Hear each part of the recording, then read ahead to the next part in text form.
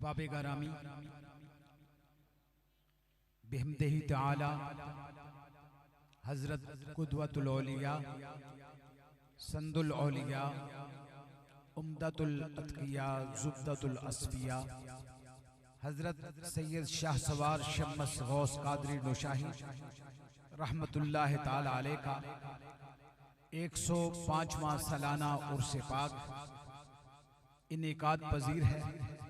عرس مقدس کی تقریبات سعیدہ میں سے آخری تقریب سعید اپنے شباب اور کمال کے ساتھ اپنی منزل کی طرف بڑھ رہی ہے۔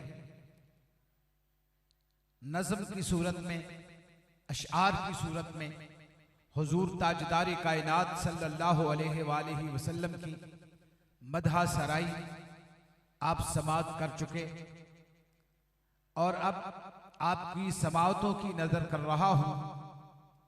وطن عزیز کی علمی فکری دنیا کا بڑا نام، اور جب گزشتہ برس اسی تقریب سعید میں اس مجلس میں انہوں نے خطاب کیا تو جہاں سامعین نے اس کو بہت پسند کیا اور داد تحسین پیش کی، محترم پروفیسر چودھری احسن اقبال صاحب نے بھی اس پر انہیں بہت داد تحسین پیش کی، اور اس وقت stage per university of Narowal کے وائس چانسلر جناب پروفیسر ڈاکٹر محمد یونس رانا صاحب، آپ بھی جلوہ گر ہیں، پروفیسر احسن اقبال چودھری صاحب، دیگر معززین، امائے دین، قائدین، زعماء اسٹیج کی زینت ہیں، تشریف لاتے ہیں۔ جناب ڈاکٹر سعید احمد سعیدی صاحب، چیئرمین شعبہ Islamic study, Punjab university Lahore, نعروں کی گونج میں خطاب شروع فرماتے ہیں۔ نعرہ تکبیر، ہاتھ بلند کر کے نعرہ تکبیر، نعرہ رسالت، نعرہ حیدری، خانقاہ عالیہ کلی شریف۔ الحمدللہ رب العالمین، والصلاة والسلام علی سید الانبیاء والمرسلین، اما بعد، فاعوذ باللہ من الشیطان الرجیم، بسم اللہ الرحمن الرحیم۔ ادفع باللتی ہی احسن، صدق اللہ العظیم۔ زیب مسند صدارت گرامی مرتبت سید اظہر الحسن شاہ صاحب گیلانی زیدہ مجدہ، vice chancellor university of Narowal, ارباب سیاست، اصحاب طریقت،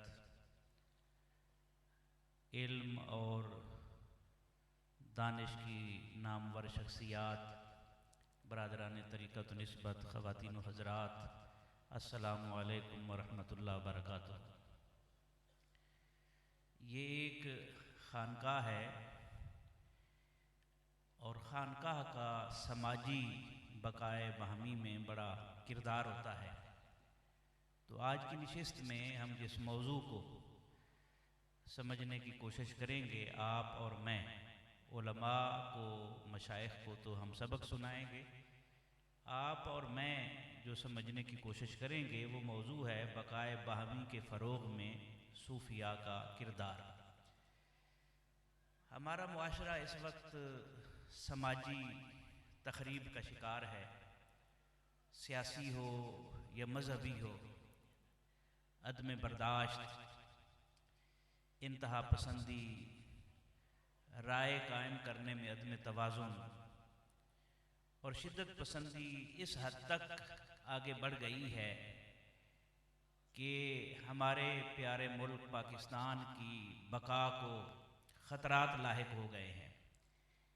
ایسی حالت میں ہماری ذمہ داری ہے کہ ہم اپنی فکر کا قبلہ درست کریں، رائے قائم کرنے میں امانت کا خیال رکھیں، اور شدت پسندی کے جواب میں سیرت طیبہ سے جو نور کشید ہوتا ہے تحمل اور رواداری کا، اسے اپنائیں، ورنہ جیسے حالات جا رہے ہیں اور کچھ واقعات بھی رونما ہوئے، جانے کب کون کسے مار دے کافر کہہ کے، شہر کا شہر مسلمان ہوا پھرتا ہے۔ تو یہ بڑی خطرناک سچویشن میں اس وقت ہم گھر گئے ہیں، اور چودھری احسن اقبال صاحب موجود ہیں، انہوں نے سیرت چیئرز قائم کر کے ایک بڑا بولڈ سٹیپ لیا۔ اس کے ساتھ ساتھ پاکستانی جامعات میں، یونیورسٹیز میں صوفی چیئرز قائم کرنے کی بھی بہت ضرورت ہے۔ وہ آگے میں عرض کرتا ہوں وہ کیوں ضرورت ہے۔ اس کی وجہ یہ ہے کہ پلورل سوسائٹی ہمارے ہاں تکثیری معاشرہ ہے۔ بر صغیر ایک تکثیری معاشرہ تھا جہاں پر ہر مذہب کا انسان رہتا تھا، سکھ تھے، ہندو تھے، پارسی تھے، مسلم تھے، کرسچن تھے۔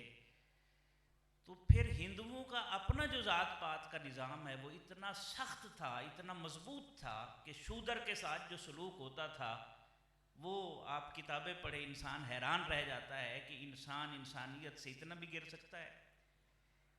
لیکن اس کے باوجود صوفیاء کرام نے بقائے باہمی کا جو ماڈل دیا، جو پلورل سوسائٹیز کے اندر، تکثیری معاشروں کے اندر بیٹھ کر انہوں نے جس محبت، عدل اور امن اور مساوات کا درس دیا، وہ اتنا کامیاب تجربہ تھا۔ سرزمین حجاز کے بعد دوسرا بڑا تجربہ جو ہے بقائے باہمی کا، وہ بر صغیر میں کیا گیا، اور اتنا کامیاب تجربہ کہ مسلمان قلت کے ہونے کے باوجود مرکزی نظام حکومت قائم کرنے میں کامیاب ہوئے اور صدیوں تک اسلامی ریاست قائم کی، اور انہوں نے اس معاشرے کی خدمت کی۔ تو اس لیے یہ ایک کامیاب ماڈل ہے، اور یقیناً آپ ارباب اختیار ہیں، اس بارے میں آپ جب دیکھیں گے، سوچیں گے تو بے شمار پہلو ہمارے سامنے آئیں گے۔ آج بقائے باہمی کے حوالے سے جو صوفیاء کرام کا کردار ہے، ہم مختلف جہتوں سے اسے دیکھنے کی کوشش کرتے ہیں۔ پہلی بات یہ ہے کہ 3 قسم کے لوگ ہوتے ہیں جو آپ کے مخاطب ہوتے ہیں۔ اگر آپ لیڈر ہیں تو آپ کے سامعین 3 لوگ ہوں گے، اگر آپ خطیب ہیں تو آپ کو سننے والے 3 قسم کے لوگ ہوں گے۔ کچھ وہ لوگ ہوتے ہیں جو دلیل سے قائل ہوتے ہیں، لاجک سے قائل ہوتے ہیں، یہ قوت ادراک کے حامل ہوتے ہیں، یہ دلیل کی زبان سمجھتے ہیں، ان کا مزاج علمی ہوتا ہے، یہ اور کسی چیز سے متاثر نہیں ہوتے۔ دوسری قسم کے لوگ وہ ہیں جو قوت ارادہ کے حامل ہوتے ہیں، یہ جہد مسلسل کے قائل ہوتے ہیں، عمل کے قائل ہوتے ہیں، یہ باتوں سے، دلیلوں سے نہیں مانتے، عمل ان کے سامنے آئے تو یہ مان لیتے ہیں۔ اور تیسرے قوت جذبہ کے حامل ہوتے ہیں، جو نہ دلیل سے مانتے ہیں، نہ عمل سے مانتے ہیں، بس ان کا علاج کیا ہوتا ہے، کوئی محبت سے بلا لے، ان کی محفل بے نصیر، ان کے تبسم کی قسم، دیکھتے رہ گئے ہم ہاتھ سے جانا دل کا۔ یہ محبت اور عشق اور گداز کی کیفیات سے متاثر ہوتے ہیں۔ یہ 3 قسم کے لوگ ہیں۔ اگر آپ قرآن کریم کا مطالعہ کریں تو عجیب رنگ ہے، اس میں دلیل بھی ہے، اس میں عمل بھی ہے، اور اس میں قوت جذبہ کو بھی خطاب کیا گیا ہے۔ مثلا دلیل کی اگر بات کی جائے، جہاں عیسیٰ علیہ السلام کو خدا کا بیٹا قرار دیا گیا، تو اللہ تعالیٰ نے دلیل دی کہ اگر عیسیٰ علیہ السلام بغیر والد کے پیدا ہو کر الوہیت میں شریک ہو سکتے ہیں، خدا نہ خواستہ انہیں معبود کا درجہ آپ نے دے دیا ہے، تو ذرا آدم علیہ السلام کے بارے میں بتائیں نا، جن کا نہ باپ ہے نہ جن کی ماں ہے، وہ تو زیادہ الوہیت کے مستحق ہیں۔ یہ دلیل ہے، اور 2/3 آیات مظاہر فطرت کے بارے میں ہیں، دلائل کائنات کے بارے میں ہیں۔ دوسرا عمل کے بارے میں بے شمار آیات ہیں، آیات احکام 500 کے قریب، وہ ساری کی ساری عمل سے متعلق ہیں، قوت ارادہ کے لوگ اس کے مخاطب ہیں۔ اور یہ آیت تو خصوصاً اس طرف رہنمائی کرتی ہے والذین جاہدوا فینا لنہدینہم سبلنا، اور وہ لوگ جو ہماری راہ میں ہمارے لیے کوشاں ہوتے ہیں، ہم ان کو منزل تک پہنچنے کا ایک راستہ نہیں دکھاتے بلکہ اپنے سارے راستے ان کو دکھا دیتے ہیں۔ وَإِنَّ اللَّهَ لَمَعَ الْمُحْسِنِينَ، اور بلا شبہ اللہ تو ان کے ساتھ ہے جو احسان کی روش اختیار کرتے ہیں۔ تو تیسری قسم جو ہے وہ قوت جذبہ کے حامل لوگ ہیں، ان کے حوالے سے بھی قرآن کریم میں آیات موجود ہیں۔ مثلا یہ آیت الم یان للذین آمنوا ان تخشع قلوبہم لذکر اللہ، کیا ایمان والوں کے لیے ابھی وہ وقت نہیں آیا کہ ان کے دل اللہ کی یاد میں جھک جائیں؟ ما یفعل اللہ بعذابکم ان شکرتم و آمنتم، اللہ تمہیں عذاب دے کر کیا کرے گا اگر تم ایمان کی روش اختیار کر لو، شکر کرنا شروع کر دو، لوگوں کا حق نہ مارو، تو اللہ تمہیں عذاب دے کر کیا کرے گا۔ اور دوسری ایک اور آیت ادعونی استجب لکم، مجھے بلاؤ پکارو میں تمہاری پکار سنتا ہوں۔ وَإِذَا سَأَلَكَ عِبَادِي عَنِّي فَإِنِّي قَرِيبٌ، جب میرے بندے آپ سے میرے بارے میں پوچھیں تو آپ انہیں یقین دلا دیں کہ میں تو بلا شبہ ان کے قریب ہوں۔ اور یہ آیت تو انسان کو ہلا کر رکھ دیتی ہے، یا ایھا الانسان ما غرک بربک الکریم، اے غفلت میں پڑے ہوئے انسان، تجھے اپنے کریم رب کے بارے میں کس چیز نے دھوکے میں ڈال دیا؟ الذی خلقک، جس نے تجھے عدم سے وجود بخشا، فسواک، تیرے اعضاء کو اپنے اپنے مقام پر رکھا، اس میں برابری پیدا کی، فعدلک، اور اعتدال سے تجھے نوازا۔ کیا تو اس کریم رب کے بارے میں بھی دھوکے میں پڑ گیا؟ تو آپ قرآن پاک کو اگر آپ پڑھیں، مطالعہ کریں، تلاوت کریں، تو یہ تینوں پہلو جو ہے وہ ہمیں ملتے ہیں، اور ہم دیکھتے ہیں کہ اس وقت بھی سوسائٹی کے اندر تینوں طرح کے لوگ موجود ہوتے ہیں۔ آپ ان کو ایک چھڑی کے ساتھ نہیں ہانک سکتے، کچھ آپ سے دلیل کا مطالبہ کریں گے، کچھ عمل کا مطالبہ کریں گے، کچھ محبت اور جذبات اور احساسات کے ذریعے سے آپ کے ساتھ آئیں گے۔ تو یہ لیڈر کی ذمہ داری ہوتی ہے۔ تو اس وقت تینوں طبقات کو مخاطب کرنے کی ضرورت ہے تاکہ پاکستان کو بقائے باہمی کے راستے پر ہم ڈال سکیں۔ کسی کی عزت محفوظ نہیں رہی، کسی کو ہم معاف کرنے کے لیے تیار نہیں ہیں۔ تو آج ہم کچھ ایسی چیزیں سیکھنے کی کوشش کرتے ہیں اپنے صوفیاء سے، اپنے اکابر سے، ہو سکتا ہے کہ یہ اگلی نسلوں میں یہ چیزیں منتقل ہوں اور ہم ایک دوسرے کو برداشت کرنے میں کامیاب ہو جائیں۔ لوگ مجبور ہیں، پتھر تو ماریں گے ضرور، کیوں نہ شیشوں سے کہا جائے کہ وہ ٹوٹا نہ کرے۔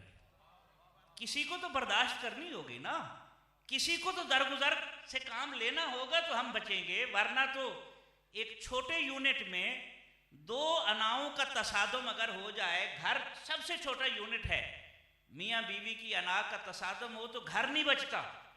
جس ملک میں اتنے بڑے لوگوں کی اناؤں کا تصادم ہو جائے، اس ملک کی بقا کیسے ممکن ہے؟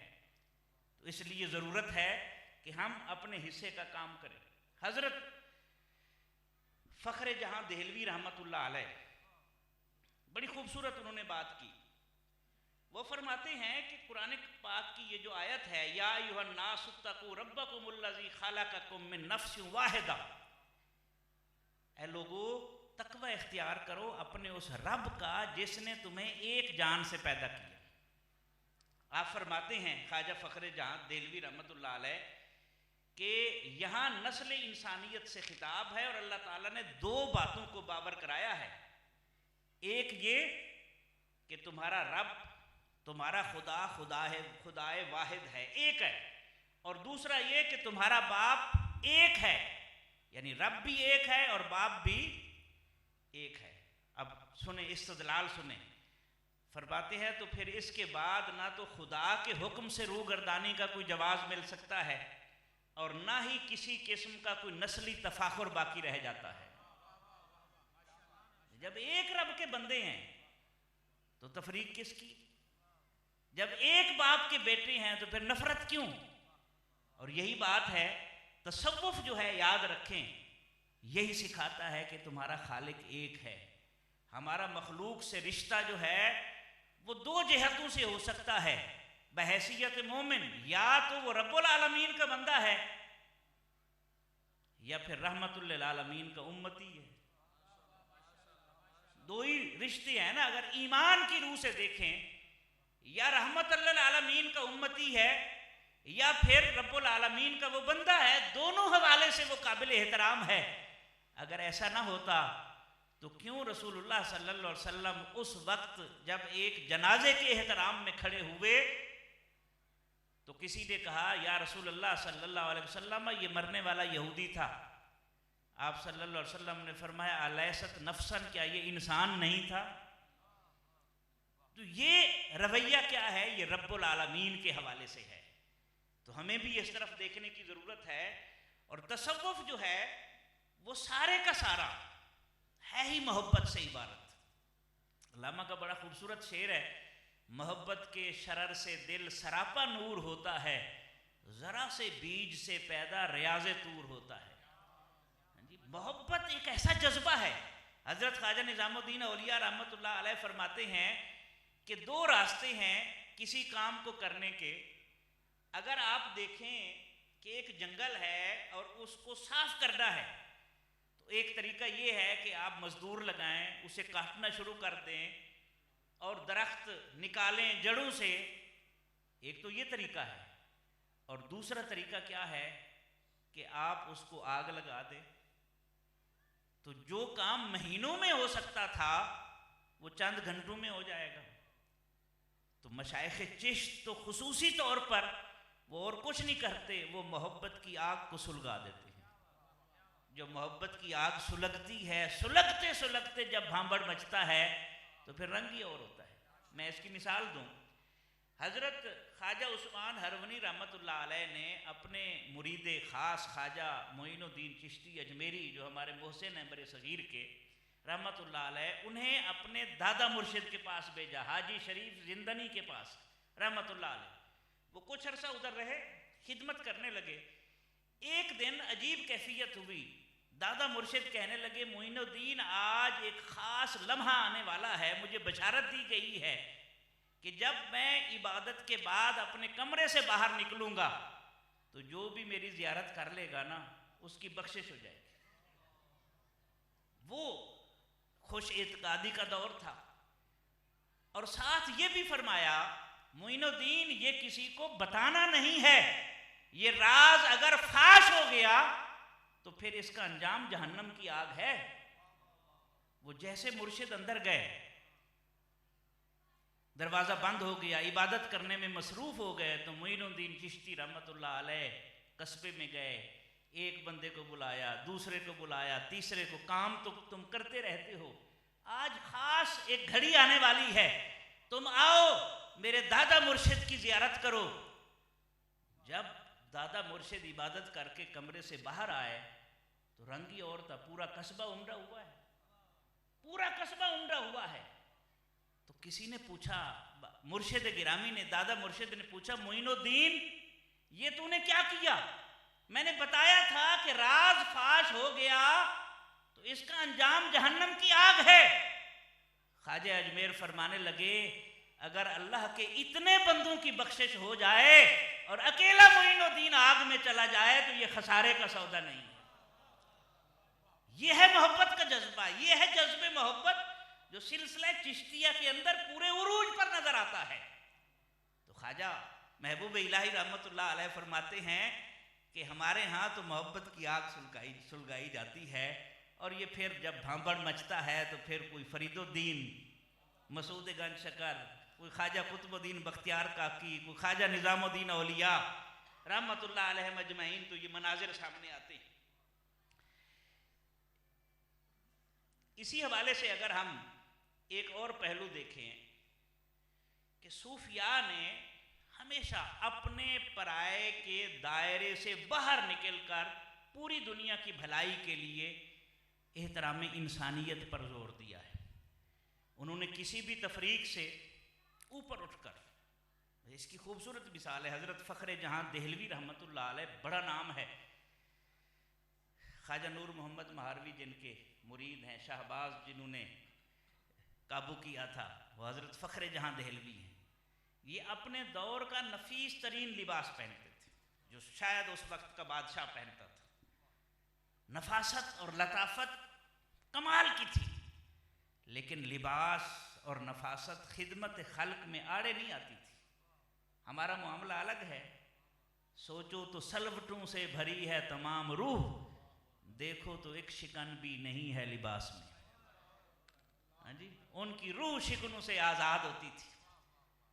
تو حضرت فخر جہاں دہلوی رحمۃ اللہ علیہ اپنے ارادت مندوں کے ساتھ جا رہے ہیں، اور راستے میں پنڈت ہندو کسی دریا کے کنارے پوتر کر رہے ہیں، اشنان کرا رہے ہیں اپنے دھرم کے مطابق، پھیلے ہوئے ہیں۔ تو صوفی صاحب نظر ہوتا ہے، آپ نے دیکھا، غور سے ماحول کا جائزہ لیا، تو آپ کو دور ایک جگہ پر اس پنڈال میں جہاں یہ سارا کچھ ہو رہا تھا، تو ایک بوڑھا پنڈت بیٹھا تھا، اور وہ فارغ بیٹھا تھا، شاید اس کے بڑھاپے کی وجہ سے اس کے پاس کوئی گیا نہیں۔ اب تھوڑا سا آگے گئے تو ارادت مندوں سے کہنے لگے، اگر اجازت ہو تو میں اس بوڑھے کو خوش کر دوں؟ ارادت مندوں نے کہا، حضرت کیوں نہیں، جیسے آپ پسند فرمائیں۔ آپ ایک سائڈ پر ہوئے، لنگوٹا منگوایا، ہندوؤں کی طرح وہ کسا، اور اس لباس میں، ہندوؤں کے لباس میں، اس بوڑھے پنڈت کے پاس گئے۔ مرید ایک طرف ہیں، کہنے لگے، سنا ہے آپ بڑا اچھا پوتر کرتے ہیں، اچھا پاک کرتے ہیں، میں گنہگار ہوں، ذرا مجھے بھی پاک کر دیں۔ اس نے اپنے دھرم کے مطابق ان کو اشنان کرایا، پوتر کیا۔ آپ نے اس کو 5 روپے، جب دھیلے پیسے کی ویلیو تھی، تو دیے۔ وہ بڑا خوش ہوا۔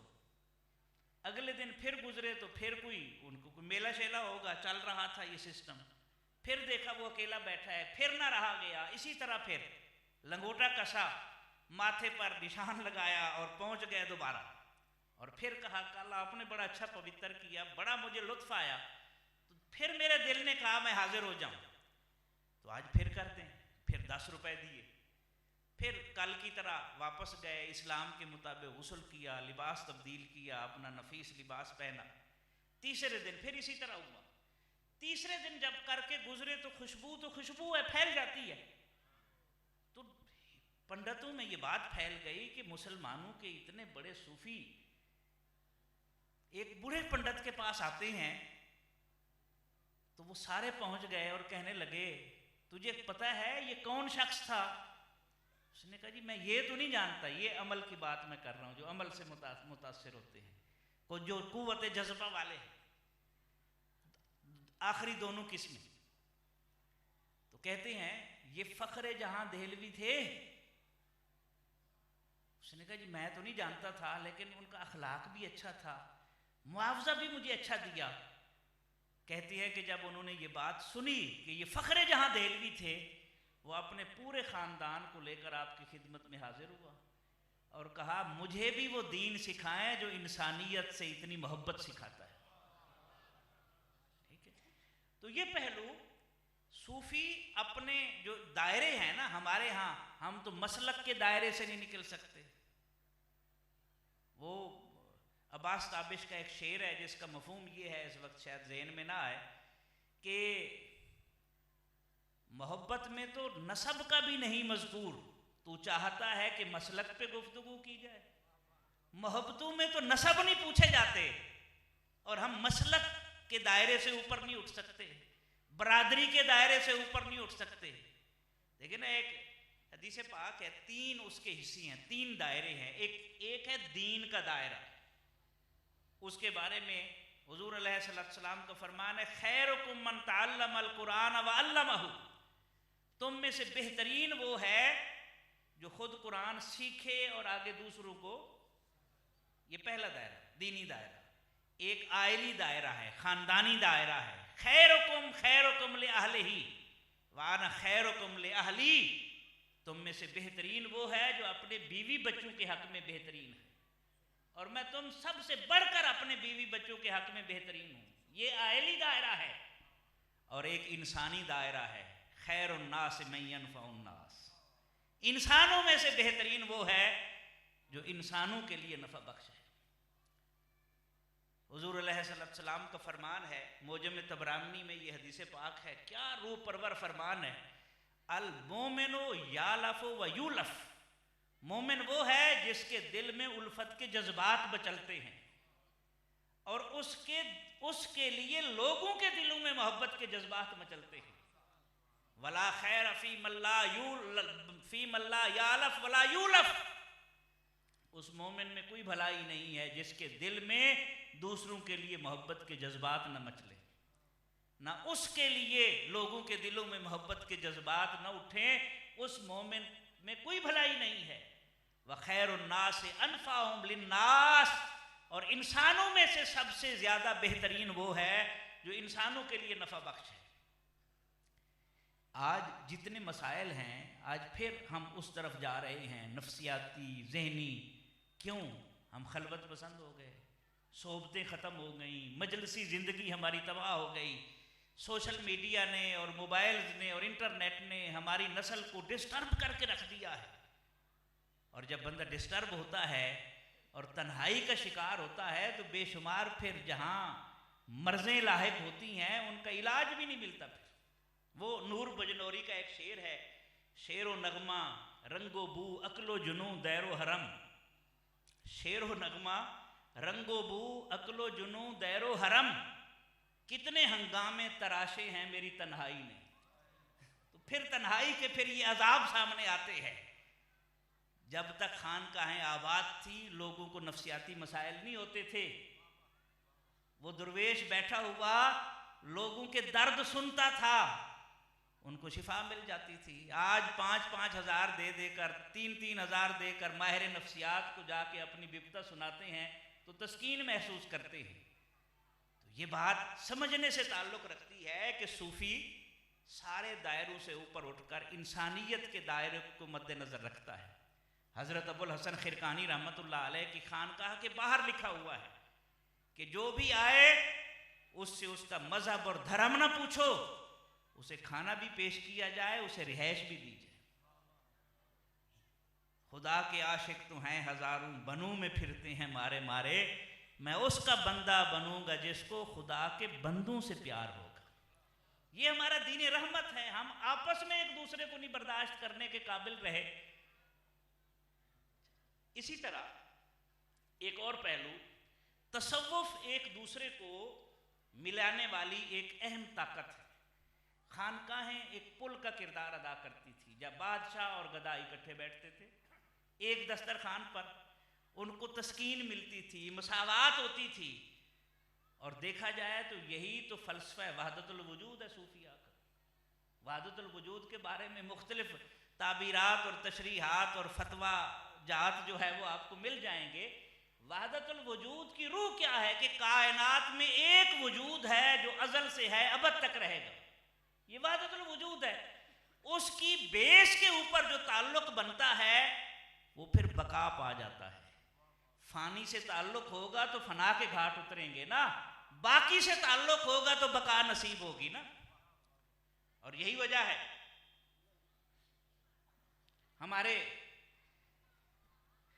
ہم دیکھتے ہیں قرآن پاک میں اللہ تعالیٰ نے ارشاد فرمایا فَأَيْنَمَا تُوَلُّوا فَثَمَّ وَجْهُ اللَّهِ. اعظم نوری صاحب تشریف لائے، بسم اللہ جناب. تم جس طرف بھی رخ کرو گے تمہیں اللہ کی ذات نظر آئے گی. یہ ہے قرآن پاک، یہ ہے روح. ہر انسان پر اللہ کی کسی نہ کسی تجلی کا جلوہ موجود ہے، اس کو پہچاننے کی ضرورت ہے. یہی تصوف ہے. ایک اور چیز جو اس وقت ہمیں سمجھنے کی ضرورت ہے، حضرت داتا صاحب رحمۃ اللہ علیہ، اگر آپ دیکھیں چند ایک صوفیاء کا ہم تذکرہ کرتے ہیں اور واقعات لیتے ہیں. انہوں نے مرتعش نام کے ایک بزرگ تھے، ان کے حوالے سے بیان کیا کشف المحجوب میں کہ تصوف حسن اخلاق کا نام ہے. اور اس کی تشریح کرتے ہوئے داتا صاحب رحمۃ اللہ علیہ فرماتے ہیں حسن خلق کی 3 صورتیں ہیں. پہلی صورت کیا ہے کہ حسن خلق اللہ کے ساتھ، یعنی اللہ کے ساتھ آپ کا معاملہ حسن پر مبنی ہو. کیسے؟ اللہ تعالیٰ کیا ہے؟ قرآن پاک سورہ مومنون اگر آپ پڑھیں، جہاں انسان کی تخلیق کے سارے مرحلے بیان کیے نا، تو آخر میں فرمایا فتبارک اللہ احسن الخالقین، کہ اللہ سارے خالقوں سے بڑھ کر حسن والا خالق ہے. اور جب اپنی قدرت کے شاہکار کا تذکرہ کیا حضرت انسان کا، تو 4 قسمیں اٹھائیں، والتین والزیتون وطور سینین وہذا البلد الامین لقد خلقنا الانسان فی احسن تقویم. رب خالق حسن ہے، انسان پیکر حسن ہے. خالق حسن پیکر حسن سے کس چیز کا طالب ہے؟ الذی خلق الموت والحیات لیبلوکم ایکم احسن عملا، کہ اللہ نے موت اور حیات اس لیے تخلیق کی ہے کہ وہ دیکھنا چاہتا ہے کہ تم میں سے کس کے عمل کا حسن زیادہ ہے. یعنی خالق حسن پیکر حسن سے طالب حسن ہے. یعنی یہ بڑی دلچسپ بات ہے. اور پھر نیکی کو وہ حسنہ کہتا ہے. یہ ایک تفصیل طلب موضوع ہے، کسی موقع پر اسے بیان کرے گے، میں اشارہ دے رہا ہوں صرف، آگے بڑھتی ہیں. پھر نیکی کو وہ حسنہ کہتا ہے، حسن والا عمل. ربنا آتنا فی الدنیا حسنہ وفی الآخرۃ. اور پھر وہ یہ بھی کہتے ہیں وَمَن یقترف حسنۃ، جو حسن والے عمل کی طرف قدم بڑھائے گا نزد لہ فیہا حسنا، ہم اس کے حسن میں اضافہ کریں گے. یعنی یہ قرآن ہے. جو آیت میں نے پڑھی تھی ادفع باللتی ہی احسن، اس کا پہلا حصہ ہے ولا تستوی الحسنۃ ولا السیئۃ. حسن والا عمل اور حسن کے معیار سے گرا ہوا عمل بھی برابر ہو سکتے ہیں؟ نہیں ہو سکتے. ادفع باللتی ہی احسن، جو تیرے ساتھ برائی سے پیش آتا ہے تو اس کے ساتھ حسن کے ساتھ پیش آ. یہ حسن اخلاق ہے. تو داتا صاحب رحمۃ اللہ علیہ فرماتے ہیں حسن خلق کی 3 جہتیں ہیں. ایک ہے حسن خلق اللہ کے ساتھ، اسے احسان کہا جاتا ہے. احسان کیا ہے؟ اپنے رب کی اس طرح بندگی کرے گویا کہ تو اسے، یا کم از کم یہ تو یقین ہو کہ وہ تجھے دیکھ رہا ہے. یہ ہو گیا اللہ کے ساتھ. دوسرا حسن خلق مخلوق کے ساتھ، یہ ہے ادفع باللتی احسن. اگلی آیت سنیں، ادعو الی سبیل ربک بالحکمت والموعظۃ الحسنہ وجادلہم باللتی ہی احسن. اپنے رب کے راستے کی طرف بلانا ہے نا، تو دانائی کے ساتھ بلائیں. جو 3 طبقے میں نے بتائے، قوت ادراک، قوت ارادہ، قوت جذبہ، ہر ایک کو ایک لاٹھی کے ساتھ نہیں ہانک سکتے آپ. والموعظۃ الحسنہ، نصیحت ہو اس میں حسن پایا جائے. اور اگر کسی سے ڈیبیٹ ہو جائے تو اس میں وہ طریقہ اپنائیں گفتگو کا، مکالمے کا، جس میں حسن کا خیال رکھا جائے. گفتگو کا حسن، کنڈکٹ کا حسن، معاملات کا حسن، جملوں کا حسن، ایک ایک چیز کا حسن، اس کو پیش نظر رکھا جائے. اور تیسرا حسن خلق اپنی ذات کے ساتھ ہے. اپنی ذات کے ساتھ کیا ہے؟ ایک صحابی آئے، بوسیدہ کپڑے، مالدار تھے. رسول اللہ صلی اللہ علیہ وسلم نے فرمایا بھائی اللہ نے جو تجھے نعمت دی ہے اس کا اثر تیرے وجود پر ظاہر ہونا چاہیے. رسول اللہ صلی اللہ علیہ وسلم تشریف لے جاتے تو شیشے کے سامنے اپنی مبارک زلفیں سنوار لیتے تھے. لباس کا خیال رکھا جائے، یہ حسن اپنی ذات کے ساتھ ہے. اور یہی بات حضرت داتا صاحب رحمۃ اللہ علیہ نے ایک اور بات، جو علماء فارغ ہوتے ہیں ان کے بارے میں کہا 3 سال ان کو کم از کم لگانے چاہیے. 1 سال توجہ الی الخلق کا، پڑھنے کے بعد مخلوق کی خدمت کریں تاکہ علم کا کبر ختم ہو. سب سے بڑا تکبر تو علم کا تکبر ہوتا ہے. دیکھیں نا آج کس چیز کی کمی ہے؟ علم میں ہم کہاں پہنچ گئے، لیکن علم نفع بخش نہیں رہا. ڈھونڈنے والا ستاروں کی گزرگاہوں کا اپنے افکار کی دنیا میں سفر کر نہ سکا. اپنی حکمت کے خم و پیچ میں الجھا ایسا آج تک فیصلہ نفع و ضرر کر نہ سکا، وہ جس نے سورج کی شعاؤں کو گرفتار کیا زندگی کی شب تاریک سحر کر نہ سکا۔ علم تو ہے، انفارمیشن ہے، لیکن نفع بخشی نہیں ہے۔ تو توجہ الی الخلق کا مقصد یہ ہے کہ اپنا مخلوق سے تعلق جوڑیں، خدمت خلق کریں، خیر الناس من ینفع الناس۔ تصوف کی اصطلاح میں خلیفہ کیوں بنایا جاتا ہے، خلافت کیوں دی جاتی تھی؟ آج کل تو یہ بھی مارکیٹنگ کی نظر ہو گئی اور انویسٹمنٹ کے ذریعے سے خلافتیں بٹتی ہے، لیکن اس کا مقصد کیا تھا؟ جب ایک درویش، ایک صوفی خلافت کسی کو تفویض کرتا تھا تو وہ اس کی ڈیوٹی لگاتا تھا کہ یہ 10 میل کا ایریا، یہ 15 میل کا ایریا، اس میں جتنے لوگ رہتے ہیں تیری ذمہ داری ہے کہ ان میں سے کسی کی موت کفر پر نہ ہو۔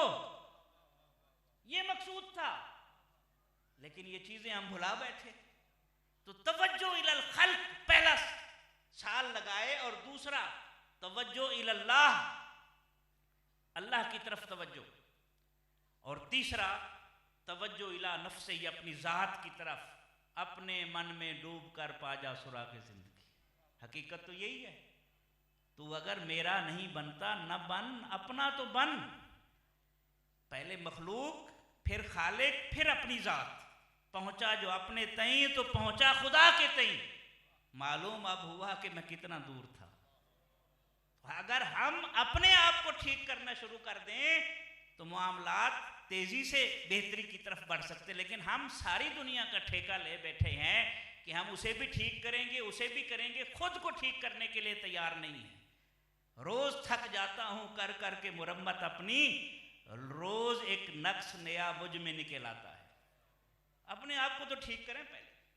حضرت خواجہ معین الدین چشتی اجمیری رحمۃ اللہ علیہ نے اپنے پیر و مرشد کا ایک قول بیان کیا۔ وہ فرماتے ہیں کہ جب کوئی پیاسے کو پانی پلاتا ہے اس وقت اس کے تمام گناہ بخش دیے جاتے ہیں۔ صوفی کی فکر دیکھیں، پیاس، آگے سنیں، اور وہ ایسا ہو جاتا ہے جیسے ابھی ماں کے پیٹ سے پیدا ہوا ہو۔ اگر وہ مر جائے تو اس کا شمار شہداء میں ہوگا۔ پھر فرمایا جو شخص بھوکے کو کھانا کھلائے اللہ اس کی 1000 ضرورتوں کو پورا کرتا ہے اور جہنم کی آگ سے آزاد کرتا ہے اور جنت میں اس کے لیے محل مخصوص کرتا ہے۔ اور ساتھ اپنے مرشد کا ایک اور قول نقل کرتے ہیں کہ درویش میں 3 صفات ہونی چاہیے: شفقت آفتاب جیسی، سخاوت دریا جیسی، اور عاجزی زمین جیسی۔ یہ تصوف ہے، یہ روح ہے۔ اور پھر خواجہ اجمیر رحمۃ اللہ علیہ کے حوالے سے ایک اور قول: قیامت کے دن حق تعالی فرشتوں کو دوزخ سلگانے کا حکم دے گا۔ جب وہ سلگانا شروع کریں گے تو دوزخ سانس لے گی، جس سے تمام میدان محشر غبار آلود اور دھواں دار ہو جائے گا۔ اہل محشر سخت اذیت میں مبتلا ہو جائیں گے، ان کا دم گھٹنے لگے گا۔ جو شخص چاہتا ہے، آپ فرماتے ہیں، جو شخص چاہتا ہے کہ اس روز کی مصیبت سے محفوظ رہے، اسے چاہیے کہ اللہ کی افضل ترین اطاعت بجا لائے۔ سوال کیا گیا، مرشد یہ کون سی اطاعت ہے جو افضل ترین ہے اور اس اذیت سے انسان بچ سکتا ہے محشر کی؟ آپ نے فرمایا عاجزوں اور بیچاروں کی حاجت روائی کرنا۔ یہ دین ہے، یہ روح تھی تصوف کی۔ حضرت بابا فرید الدین مسعود گنج شکر رحمۃ اللہ علیہ سے پوچھا گیا زکوٰۃ کی کتنی قسمیں ہیں؟ آپ نے فرمایا 3 قسمیں ہیں۔ ایک ہے 200 سے 5 درہم نکالنا، 5 روپے نکالنا، اگر کسی پر زکوٰۃ فرض ہے 2.5% کے حساب سے، 100 سے 2.5۔ اور ایک یہ تو زکوٰۃ شریعت ہے، ایک زکوٰۃ طریقت ہے، اور وہ یہ ہے کہ 2.5 اپنے لیے رکھے جائیں، 97.5 خرچ کر دیے جائیں۔ اور انسان کو اللہ جتنی دولت دیتا ہے وہ بمشکل 2.5% ہی اپنے اوپر خرچ کر سکتا ہے، باقی تو دائیں بائیں جاتی ہے اس کی۔ اور زکوٰۃ حقیقت یہ ہے کہ سب کچھ اللہ کے راستے میں دے دیا جائے۔ یہ بات جب حضرت شیخ شبلی رحمۃ اللہ علیہ نے کی، کسی نے ان سے پوچھا زکوٰۃ کے بارے میں، انہوں نے کہا جی ایک تو آپ کی زکوٰۃ ہے، ایک درویشوں کی ہے۔ آپ کی یہ ہے کہ اتنا دیا جائے، اتنا رکھ لیا جائے، درویشوں کیا سب کچھ اللہ کے راستے میں دے دیا جائے۔ تو اس نے کہا جی اس نقطہ نظر میں آپ کا امام کون ہے، کس کی اقتدا کرتے ہیں؟ آپ نے فرمایا ابو بکر صدیق۔ حضرت ابو بکر صدیق رضی اللہ عنہ میرے امام ہے اس کام میں، جنہوں نے سب کچھ پیش کر دیا۔ دوستان گرامی مرتبہ یہ باتیں سمجھنے سے تعلق رکھتی ہیں۔ ایک اور قول جو ہے آپ کے سامنے میں پیش کرتا ہوں، شاہ شمس تبریز آپ فرماتے ہیں کہ اگر دوزخ سے رہائی چاہتے ہو تو خدمت خلق کرو۔ درویش کا ایکسپوئر دیکھیں آپ، اگر دوزخ سے رہائی چاہتے ہو تو خدمت خلق کرو، اور اگر جنت حاصل کرنا چاہتے ہو تو عبادت حق کرو۔ جنت اور دوزخ کا آسان، جنت کے داخلے اور دوزخ سے بچنے کا طریقہ بتایا۔ پروفیسر غالباً نکلسن تھے، جب متحدہ برِ صغیر سے وہ پہلی جنگ عظیم ہوئی، دوسری جنگ عظیم، تو انہوں نے لیکچرز دیے یونیورسٹیوں میں جا کر یورپ کی، چونکہ انسانیت سٹیک پر چلی گئی تھی، خطرات لاحق ہو گئے تھے، لاکھوں کروڑوں لوگ مر گئے تھے۔ تو وہ کہتے تھے کہ اگر تم چاہتے ہو کہ دنیا پر امن قائم ہو جائے اے اہل یورپ، تو اپنی یونیورسٹیوں کے دروازے سعدی اور رومی کے اوپر کھول دو، امن آ جائے۔ جس طرف میں شروع سے عرض کر رہا ہوں کہ اس وقت ضروری ہے کہ ہماری جامعات، چاہے مدارس ہیں یا یونیورسٹیز ہیں، صوفیاء کی تعلیمات کو سلیبس کا حصہ آپ نہیں بنائیں گے تو جو مرضی کر لیں بقائے باہمی کی طرف نہیں جا سکتے۔ اس لیے کہ ہمارے لیے رول ماڈل جو ہے سیرت طیبہ سے جنہوں نے نور کشید کیا ہے وہ صوفیاء ہیں، اور انہوں نے عملی ماڈل پیش کر کے بتایا ہے ہمیں۔ اور شیخ سعدی کا تو یہ جملہ آپ واقف ہے، دل بدست آور حج اکبر است، کسی دکھی دل کو سکون دے دیں، اسے خوش کر دیں، یہ حج اکبر کا درجہ رکھتا ہے۔ اور پھر حضرت خواجہ نظام الدین اولیاء رحمۃ اللہ علیہ نے بڑی خوبصورت بات کی، انہوں نے کہا جی ایک آدمی صرف نماز پڑھتا ہے، روزہ رکھتا ہے، زکوٰۃ دیتا ہے، وہ بیوہ کی طرح ہے۔ کس کی طرح ہے؟ بیوہ بھی تو یہ کر سکتی ہے۔ اس میں مردانگی کہاں سے آئی، کمال کہاں سے آیا؟ پھر آپ نے لوگوں کی 3 قسمیں بیان کی اور فرمایا لوگوں کی 3 قسمیں ہیں، لوگوں کے آپس میں معاملہ کی 3 قسمیں اس حوالے سے ہیں۔ پہلی قسم یہ ہے کہ ایک شخص سے دوسرے کو نہ فائدہ پہنچے نہ نقصان پہنچے، وہ جمادات کی طرح ہے، پتھروں کی طرح ہے۔ دوسری قسم اس سے بہتر ہے کہ اس میں وہ لوگ شامل ہیں جن سے لوگوں کو فائدہ پہنچتا ہے، نقصان، اور تیسری قسم وہ ہے جو دونوں سے بہتر ہے کہ اس سے دوسروں کو ہمیشہ فائدہ پہنچتا ہے۔ اصل میں یہ کام صدیقوں کا ہے۔ اسی ضمن میں مختلف انہوں نے واقعات بھی بیان کیے۔ ایک خوبصورت واقعہ، غزنین ایک شہر تھا، اس میں ایک درویش رہتے تھے، وہ کاروبار میں اپنا نقصان برداشت کر کے گاہکوں کی شکم سیری کا سامان کیا کرتے تھے۔ کرتے کیا تھے؟ وہ روٹی پکاتے، سالن پکاتے اور لوگوں کو تقسیم کرتے۔ تو کچھ لوگ ان کے پاس آتے، کھوٹے سکے دے جاتے اور روٹی لے جاتے، کھانا کھاتے۔ سال تک معمول تھا، اور یہ مشہور بھی ہو گیا کہ ان کو کھوٹے کھرے کی تمیز نہیں ہے۔ حضرت خواجہ نظام پاک رحمۃ اللہ علیہ کہتے ہیں کہ جب ان کا وقت وصال آیا تو آسمان کی طرف نظر کی اور اللہ کی بارگاہ میں عرض کی، خداوندہ تو خوب جانتا ہے کہ مخلوق مجھے کھوٹے درہم دیتی تھی اور میں کھرے کی طرح انہیں قبول کرتا تھا، سبحان اللہ، اور ان کو واپس نہیں لوٹاتا تھا۔ اگر مجھ سے کوئی بھی کھوٹی اطاعت ہوئی ہے تو اپنے کرم سے تو اسے قبول کرنا، رد نہ کرنا۔ ہے کوئی ایسے؟ حدیث پاک ہے جو کسی مسلمان کی ستر پوشی کرتا ہے اللہ قیامت کے دن اس کے عیبوں کی ستر پوشی کرے گا۔ ہم اس کو بھول چکے ہیں اور مسلسل کردار کشی کی طرف، وہ چھوٹے سے لے کر بڑے تک ہم لگے ہوئے ہیں، حالانکہ ممکن ہی نہیں ہے کہ انسان ہو اور اس میں خوبی نہ ہو۔ جو اللہ کی تخلیق ہے اس میں خوبی بھی ہوگی، بحیثیت انسان خامی بھی ہوگی۔ خوبیوں کی تحسین کرے، خامیوں کی اصلاح کی کوشش کرے۔ بالکل اختتام کی طرف چل رہے ہیں۔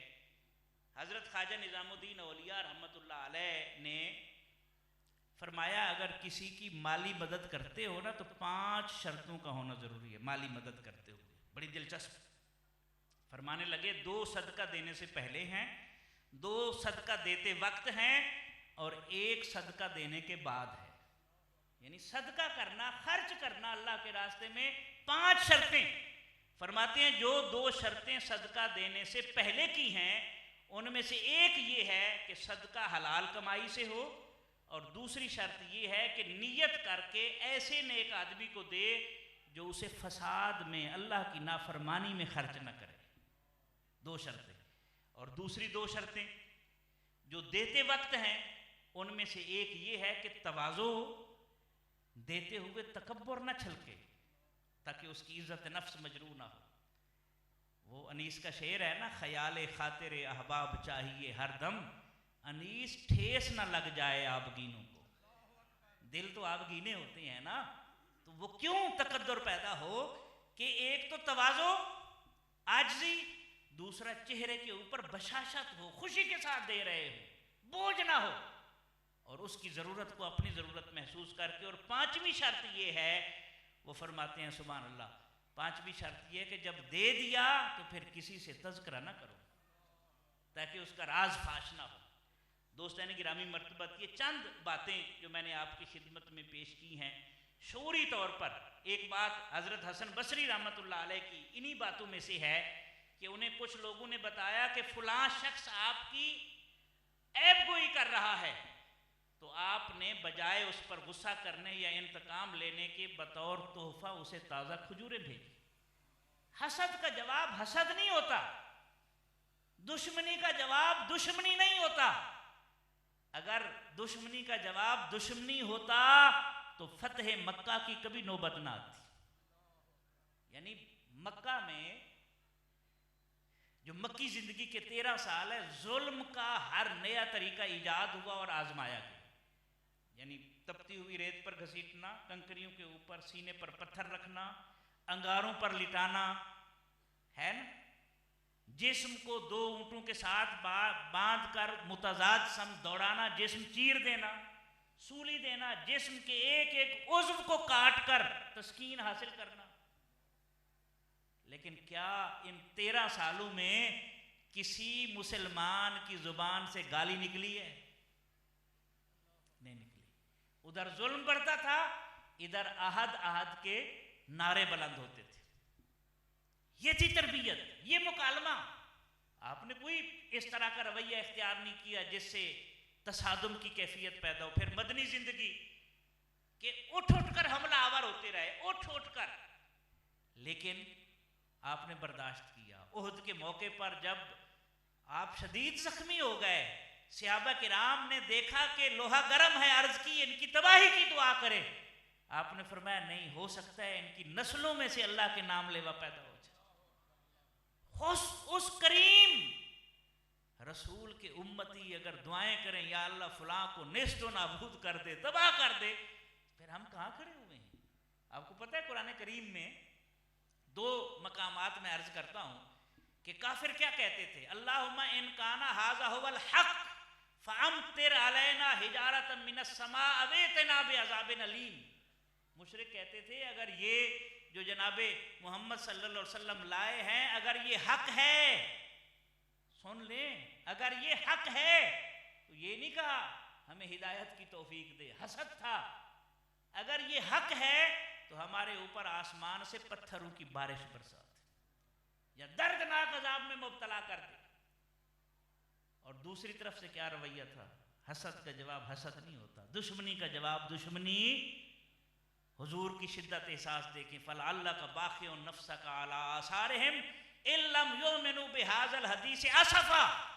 اے حبیب صلی اللہ علیہ وسلم, ایسے لگتا ہے کہ آپ ان کے ایمان لانے کے غم میں اپنی جان دے دیں گے.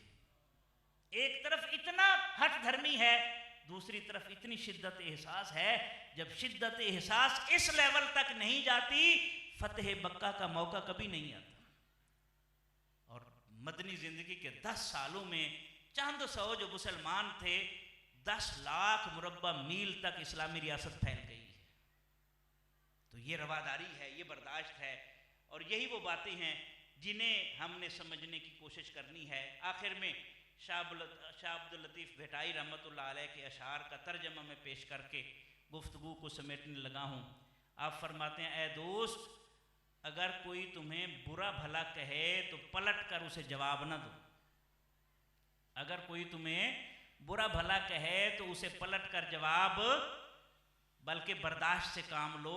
ایسی باتوں میں جو پہل کرتا ہے وہی خطا کار ہوتا ہے۔ حسد اور کینہ اندر رکھنے والا کچھ حاصل نہیں کر پاتا۔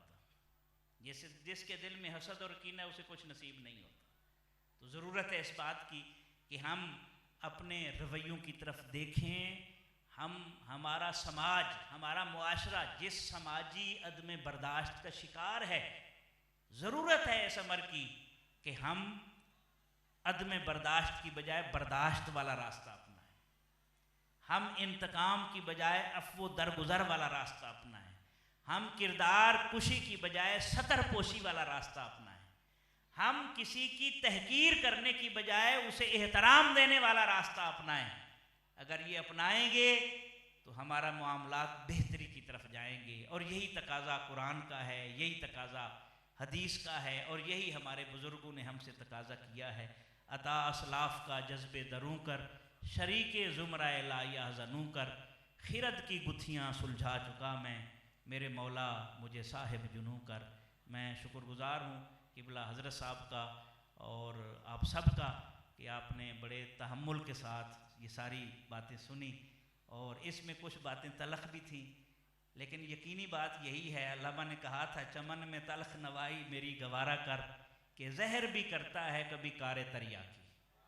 ٹھیک ہے، ہمیں اپنے معاملات پر نظر ثانی کی بہرحال ضرورت ہے۔ پاکستان کی بقا کے لیے سب کو آگے بڑھنے کی ضرورت ہے، ورنہ جو فلسطین میں ہو رہا ہے، 57 اسلامی ممالک کچھ کرنے جوگے نہیں ہیں۔ یہ کیوں ہے؟ اس لیے کہ ہر ایک کو تو اپنی بقا کی فکر پڑی ہوئی ہے۔ بقا کی فکر کرو خود ہی زندگی کے لیے، زمانہ کچھ نہیں کرتا کبھی کسی کے لیے۔ آج بھی ظالم کے ساتھ دنیا کھڑی ہے، مظلوم پس رہا ہے۔ یہ گھڑی محشر کی ہے، تو ورثہ محشر میں ہے، پیش کر غافل عمل کوئی اگر دفتر میں ہے۔ آگ ہے اولاد ابراہیم ہے، نمرود ہے، کیا کسی کو پھر کسی کا امتحان مقصود ہے۔ اگر ہم سیاسی طور پر مستحکم ہوتے، ہماری معیشت مضبوط ہوتی، تو ہماری بات سنی جاتی۔ جو بھیک مانگتے ہیں ان کی باتیں نہیں سنی جاتی، ان پر حکم چلایا جاتا ہے۔ اے باد صبا کچھ غیرت کر، کشتی کو بھور میں پھر لے جا، وہ دیکھ تیری ناکامی پر کم ظرف کنارے ہنستے ہیں۔ وما علیہ